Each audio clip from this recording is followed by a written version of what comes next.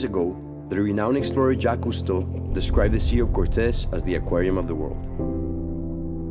This was not an exaggeration. It was once one of the most biologically diverse seas on the planet that teemed with life. What we see now is a fraction of that. Today, the Sea of Cortez is dying. You don't need to dive into the water to know that something is terribly wrong. Look into the sky and you'll understand something is missing. Pelicans, terns, frigates, boobies and gulls, once in the millions, are nowhere to be found. Rasa Island had over 200,000 nesting gulls and terns in 1992, when Shadows in a Desert Sea was filmed. By 2014, they had all disappeared. The sea is also empty. During the 1980s, shellfish, marlin, tuna, yellowtail, and dorado started disappearing at an alarming rate. Even with reduced commercial pressure over the last 15 years, the fish have not recovered. In 2019, at Mexico's largest dorado fishing tournament on Baja's East Cape, 400 fishermen in 135 boats fished for 3 days. Only 4 small dorado were caught. The 3 winners were all fish that would have been released just 17 years ago.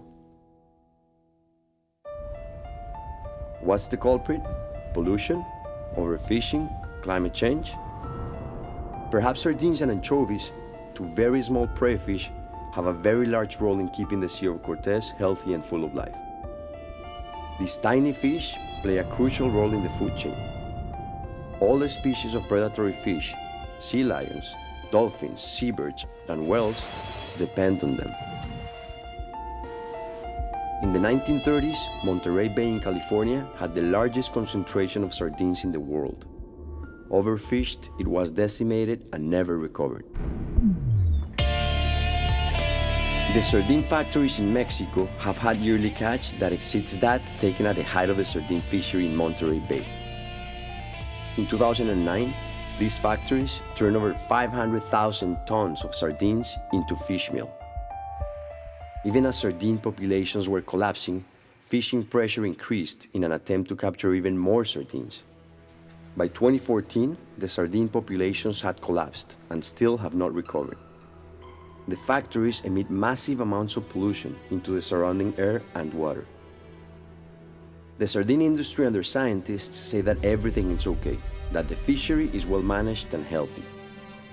They point to a declaration by the Marine Stewardship Council that it is a sustainable fishery. Yet the facts suggest otherwise.